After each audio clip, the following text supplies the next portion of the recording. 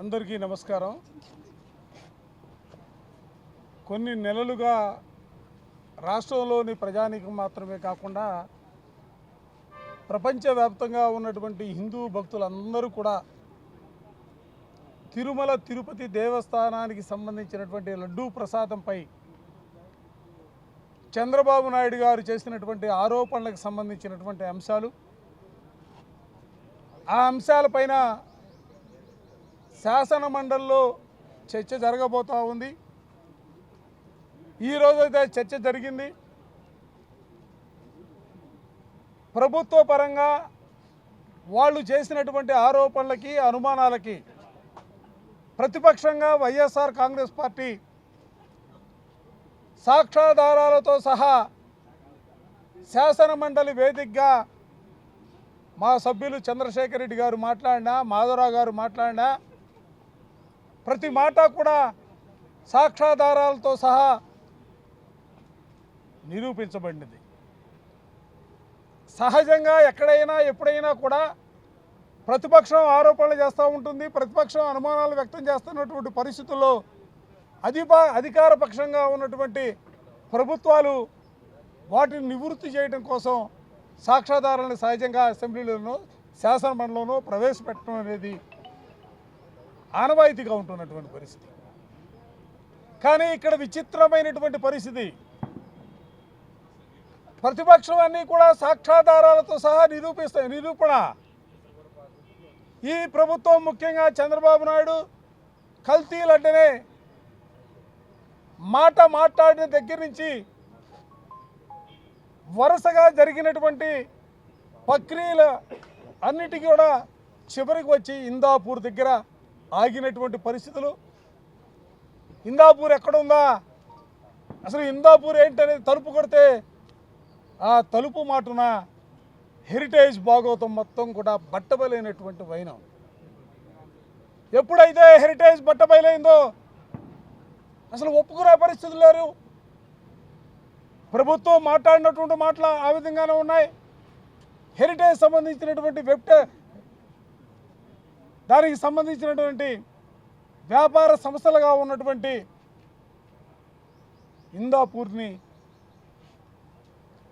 మార్చినటువంటి పరిస్థితులు కానీ, ఇది మ్యానుఫ్యాక్చరింగ్ ప్లాంట్గా ఉంటే కో మ్యానుఫ్యాక్చరింగ్ ప్లాంట్గా మార్చినటువంటి వైనం కానీ, హెరిటేజ్ సంబంధించినటువంటి సీనియర్ ఆఫీసర్ రాజీనామా చేసినటువంటి వైనాలన్నీ కూడా బయటకు వచ్చినటువంటి పరిస్థితుల్లో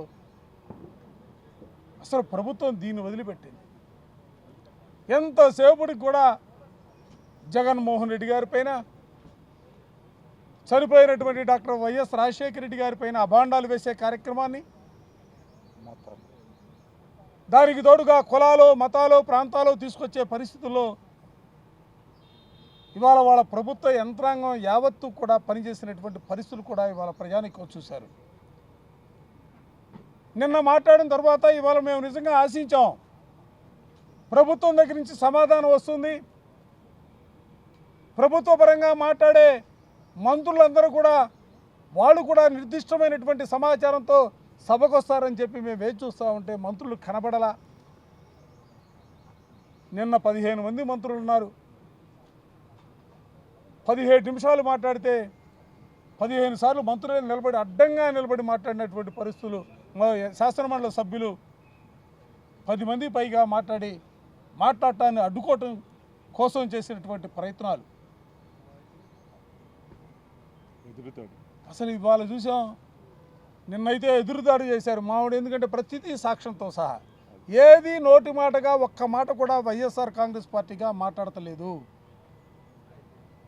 2014 నుంచి 2026 ఈ రోజు వరకు కూడా మీ ప్రభుత్వాల్లో జరిగినటువంటి ఘీకి సంబంధించినటువంటి సరఫరా పైన మొత్తం కూడా డాక్యుమెంటరీ ఎవిడెన్స్తో సహా సభలో పెట్టాం. వాళ్ళ కూడా చూసుకోమని చెప్పాం.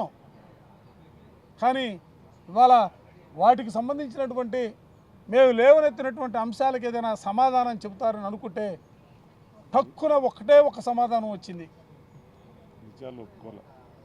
ఎందుకంటే నిజాలు ఒప్పుకోలేక ప్రభుత్వం చర్చలో పాల్గొనటానికి మేము పాల్గొనట్లేదు, చర్చలో ప్రభుత్వ పక్షంగా మేము మాట్లాడతలేదని మాట చెప్పి కూర్చున్నటువంటి పరిస్థితులు. అసలు ఇంతకంటే దౌర్భాగ్యం ఎక్కడైనా ఎప్పుడైనా జరుగుతుందా అని నేను ఈ సందర్భంగా అడగదలుచుకున్నా.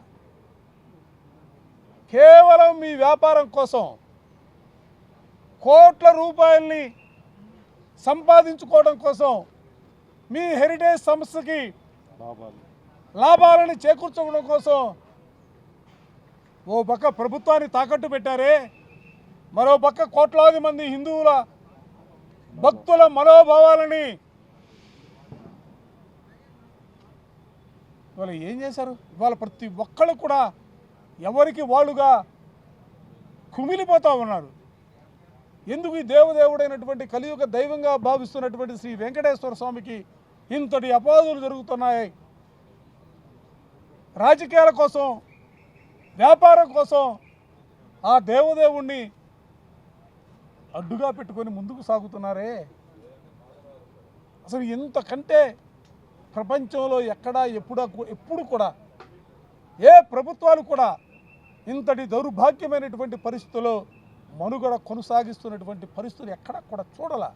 మేము కూడా 40-50 సంవత్సరాల నుంచి, మాకు 60 సంవత్సరాలు విద్యార్థి రాజకీయాల నుంచి నేను రాజకీయాల్లో కొనసాగుతూ ఉన్నా. ఈ పరిస్థితుల ఇంత అయోమయం సృష్టిస్తారా?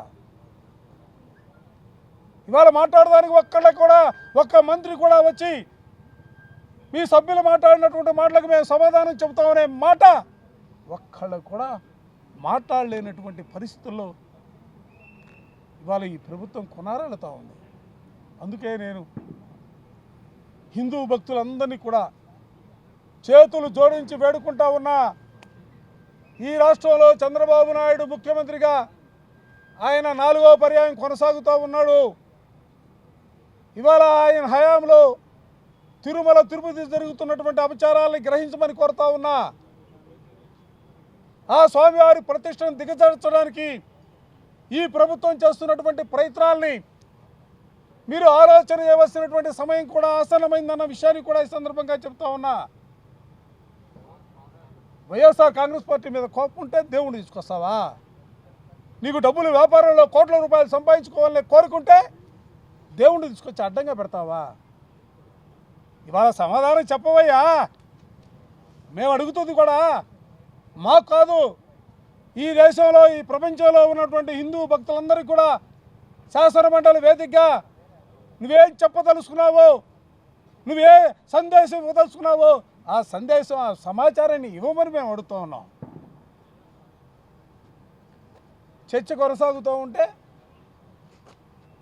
అచ్చెన్నాయుడు గారు, ఆయన కూడా సీనియర్ మంత్రి అని చెప్తారు, కులం తీసుకొస్తా ఉంటాడు. నిన్న చైర్కి జరిగినటువంటి అవమానాన్ని గురించి ఇవాళ సోషల్ మీడియాలో వస్తున్నటువంటి అంశాలని సభ దృష్టికి తీసుకెళ్తే నేను నిన్న మాట్లాడా, ఈరోజు కూడా మాట్లాడతా, మీ నాయకుడి గురించి కూడా మాట్లాడతా. మీ నాయకుడు సమాధానం చెప్పలా, మీ నాయకుడు సంతకం పెట్టలా. అసలు నువ్వెవరో ఎర్రనాయుడు, అచ్చెన్నాయుడు? అసలు నీకెందుకు సమాధానం చెప్పాలా? అసలు నువ్వెవరో అని అడుగుతా ఉన్నా. ఏ ఆరోతో మా నాయకుడిని అడుగుతా ఉన్నావు? మా నాయకుడు అనేక సందర్భాల్లో చెప్పాడు, నా మతం అంటే మానవత్వం అన్నాడు. నీకు అంతకంటే ఏం కావాలా? అరే పార్టీకి సంబంధించినటువంటి మేనిఫెస్టోని తీసుకున్నా కూడా మేనిఫెస్టో సైతం కూడా భగవద్గీత, బైబిల్, ఖురాన్గా భావిస్తానని చెప్పినటువంటి మా నాయకుడి గురించి నువ్వు మాట్లాడతావా? నువ్వేమన్నా ఈ జాతికి మొత్తానికి నువ్వేమన్నా బ్రాండ్ అంబాసిడర్వా? నీకు సమాధానం చెప్పాడేంటి? ఇది కేవలం లడ్డుని డైవర్ట్ చేయాలా, లడ్డుకు సంబంధించినటువంటి అంశాన్ని డైవర్ట్ చేయాలా. ఆ లడ్డుకు సంబంధించినటువంటి అంశాన్ని డైవర్ట్ చేయడం కోసం నిన్న అదే పని చేశాడు, ఈరోజు తిరిగి మరి సభలో కూడా అదే పరిస్థితుల్లో అడ్డంగా నిలబడి మాట్లాడతాడు. నోరుందని చాలా పెద్దగా మాట్లాడుతూ ఉంటాడు. మేము కూడా మాట్లాడగలుగుతాం.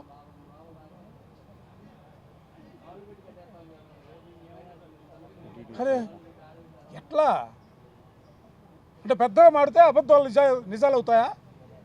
గట్టిగా మాట్లాడితే అబద్ధాలు నిజాలు అవుతాయా? నేను కూడా గట్టిగా అడగదలుచుకున్నా. మీరు ఒత్తి మాట్లాడుతూ ఉన్నారు. ఎక్కడ అసలు ఏ దిశగా ఈ ప్రభుత్వాన్ని మీరు ముందుకు తీసుకెళ్లాలని భావిస్తూ ఉన్నారు? కట్టుకోండి అబ్బా, ప్రభుత్వాన్ని అడ్డం పెట్టుకొని మీకు కావలసినంత సంపాదించుకోండి, మేము వద్దంటలా. దేవదేవుడు వదిలిపెట్టాడు స్వామి, కలియుగ దైవం స్వామి. ప్రపంచం మొత్తం ఆంధ్రప్రదేశ్ వైపు చూస్తుందంటే కేవలం వెంకటేశ్వర స్వామి ఈ రాష్ట్రంలో ఉన్నాడు కాబట్టి ఆంధ్రప్రదేశ్ అనే పేరే ప్రపంచంలో వినపడతా ఉంది. ఆ స్వామి వల్ల ఎక్కడికి వెళ్ళినా కూడా ఆంధ్రులంటే వాళ్ళ గౌరవంగా గర్వంగా మా ప్రాంతంలో తిరుపతి ఉందని గర్వంగా చెప్పుకున్నటువంటి పరిస్థితులు. ఆంధ్రుడు అనగానే మనకు కూడా చేతులు ఎత్తి దండం పెడతారు పరాయ రాష్ట్రాల వాళ్ళు. అంటే వెంకటేశ్వర స్వామికి దండం పెట్టినట్టుగా భావించి అంతటి ఆంధ్రప్రదేశ్ అంటే ఆంధ్ర ప్రజలంటే అంతటి పవిత్రత. దయచేసి మంటపాలు చేయొద్దని చెప్పి నేను సందర్భంగా కోరదలుచుకున్నాను. మానుకోవాలా. ఇంకొక మంత్రి మాట్లాడాడు, సీనియర్ మంత్రి, దేవాదాయ శాఖ మంత్రి రామనారాయణ రెడ్డి గారు. ఎట్లా మాట్లాడుతుంది స్వామి? రాజకీయాల్లో ఉంటే ఓసరు వెళ్ళిలా రంగులు మార్చేయచ్చా? ఆ రోజు రాజశేఖర రెడ్డి గారికి కుడి భుజం అంటావు, ఎడమ భుజం అంటావు, నువ్వేగా స్వామి. క్యాబినెట్లో ప్రధానమైనటువంటి పాత్ర పోషించావుగా స్వామి. ఆయన హయాంలోట 2 కొండలకి జీవో ఇచ్చాట రాజశేఖర రెడ్డి గారు. దేనికోసం ఆ రోజు వచ్చింది? అక్కడ సంబంధించి పంచాయతీ ఎన్నికలు జరుగుతూ ఉంటే పవిత్రమైనటువంటి ఆ పుణ్యస్థలంలో ఎన్నికలు జరగకుండా ఉండాలనే ఆలోచనతో ఆ రోజు చేసినటువంటి కార్యక్రమం. ఆ తర్వాత చెప్పరే 2009లో 746 జీవో కానీ 747 జీవో కానీ ఎవరిచ్చారని అడుగుతా ఉన్నా. అది చెప్పు. 746 జీవో ఎవరిచ్చారు? 747 జీవో ఎవరిచ్చారు? 7 కొండలుగా గుర్తించి 352 కిలోమీటర్లని పరిధిలో స్వామివారి స్థలంగా కొండలుగా భావించి ఇచ్చింది జీవో రాజశేఖర రెడ్డి గారు కాదా? మరో జీవో 742. ఈ 2 జీవోలు అన్యమత ప్రచారం చేయకూడదు. 19 గుళ్ళల్లో హిందూ మతానికి సంబంధించినటువంటి ఈ దేవాలయాల్లో అన్యమత ప్రచారం చేయొద్దని 2 జీవోలు రాజశేఖర రెడ్డి గారు కాదా ఇచ్చింది?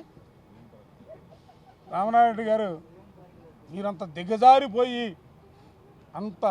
అట్లాంటి స్టేట్మెంట్లు ఇవ్వాల్సినటువంటి అవసరం ఉందని నేను అనుకోవట్లే. ఒకవేళ మీకేమైనా ఉందేమో నాకు తెలియదు.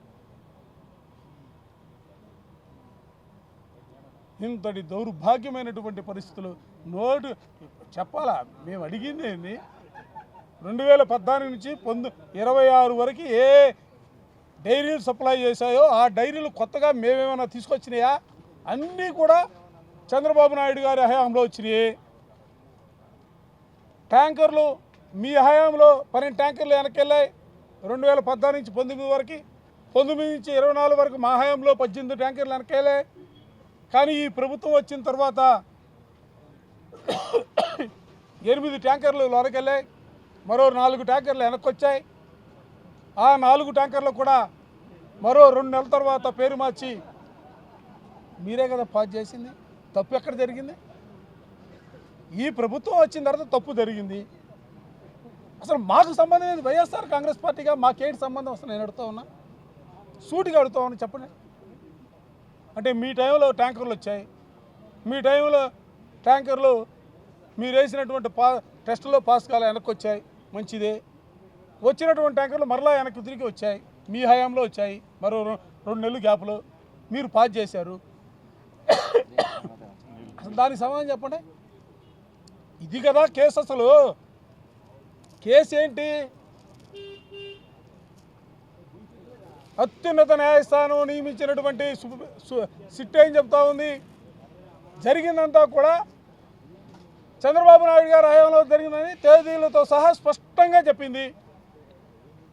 అసలు దానికి సమాధానం చెప్పరు. దొంగతనం మీరు చేసి మీరు దొరికిపోయి అసలు జరగనటువంటిది ఎక్కడో ఇతర దేశాల్లో జరిగి ఉండొచ్చు, ఈడ జరిగి ఉండొచ్చు. అరే జరిగినోడు నువ్వు, చేసినోడు నువ్వు, సమాధానం చెప్పాల్సిన వాళ్ళు మీరు. ఏమి నీ రెండో సొంతంగానే శ్యామలరావు గారిని వేసుకున్నావుగా ఈవోగా? ఆ ఈవో గారి నేతృత్వంలోనే కదా ఇదంతా జరిగింది. ఆయన ఎందుకు మార్చావు? ఇంకో సింగాల్ గారు తెచ్చావు, ఆయన కొనసాగించావు, ఆయన మళ్ళీ మార్చావు, ఇంకొక ఆయన తెచ్చుకున్నావు, మూడో కృష్ణుడిని. సమాధానం చెప్పండి. ఇవి మాకు కాదు, ప్రజలకు మీరు సమాధానం చెప్పాలా? నువ్వు చెప్పావు ప్రమాణాసుగా నా రెండవ సంతకమే తిరుమల తిరుపతి దేవస్థానానికి సంబంధించినటువంటి ఈఓ నియామకానికి సంతకం పెడుతున్నానని. చెప్పబ్బా, ఇవాళ మేము అడుగుతూ ఉన్నాం. నువ్వు పెట్టినటువంటి రెండవ సంతకం ద్వారా ఈవోగా ఉన్నటువంటి శ్యామలరావు గారి నేతృత్వంలో ఆయన కాలపరిమితిలోనే జరిగింది. దానికి సమాధానం చెప్పు.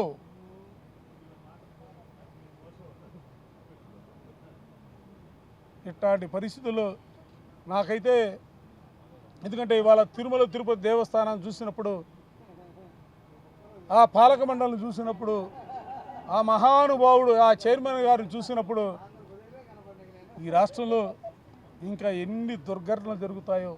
ఎందుకంటే పెద్ద శాస్త్రం తెలిసిన ఒక ఆయన చెప్తా ఉన్నాడు, నేను పదే చెప్తా ఉన్నాను, శాస్త్రం తెలిసిన పెద్ద ఆయన చెప్తా ఉన్నాడు, తిరుమల తిరుపతి వెంకటేశ్వర స్వామికి సంబంధించినటువంటి ఆ దేవదేవుడికి అపచారాలు జరుగుతూ ఉన్నాయి. ఆయనకి అపచారాలు జరిగితే అనేకమైనటువంటి దుర్ఘటనలు, ఆ పాపాలు, వీళ్ళు చేసినటువంటి పాపాలని ప్రజలు భరాయించాల్సినటువంటి పరిస్థితులు ఉన్నాయి. దయచేసి చంద్రబాబు, తిరుపతిలో నీ బండారం బయటపడింది. మేము కూడా మాట్లాడడం లేదు, అర్థమైపోయింది కదా. మేము ఎన్నిసార్లు మాట్లాడినా మా గొంతు చించుకోవడం తప్ప మీ సైడ్ నుంచి సమాధానం లేదు. ప్రజలకు కూడా అర్థమైంది. కనీసం ఆ తిరుమల తిరుపతి సంబంధించినటువంటి పాలక మండలన్నా బతికించు స్వామి. దానికి ఉన్నటువంటి ప్రాముఖ్యతని, స్వామివారికి ఉన్నటువంటి ప్రతిష్టని పెంచడానికి సంబంధించి పవిత్రత, ఆయన ఆ చైర్మన్ని తొలగించు స్వామి. దాంతోపాటుగా ఎక్కువగా అంటే మీరే మాట్లాడిస్తున్నారేమో నాకు తెలియదు, కానీ అచ్చెన్నాయుడు గారు కూడా కులాలు, మతాలు వీటి మీద ఆయనకి ఇష్టం వచ్చినట్టుగా మాట్లాడుతూ ఉన్నాడు. మండల్లో కూడా కాస్త కంట్రోల్ చేయి స్వామి. ప్రజాపరిపాలన మీద దృష్టి పెట్టండి. ఇకనైనా దృష్టి పెట్టండి. మీరు అనుకుంటే వైఎస్ఆర్ అణిగిపోయేది కాదు. నేను చెప్తా ఉన్నా, మీరేదో తొక్కితే వైఎస్ఆర్ కాంగ్రెస్ పార్టీ ఏదో పాతాళంలోకి పోతుందనే భావంతో మీరు ముందుకు సాగొద్దు. ఇది ప్రజాస్వామ్యం. వైఎస్ఆర్ కాంగ్రెస్ పార్టీని తొక్కడం కోసం దేవుళ్ళు కూడా తీసుకొచ్చి అడ్డం పెట్టద్దు స్వామి. ప్రజాస్వామ్యబద్ధంగా మేము ఉన్నాం, ప్రజాస్వామ్యబద్ధంగా మేము పోరాటం చేస్తాం, ప్రజల గొంతుగా నిలుస్తాం.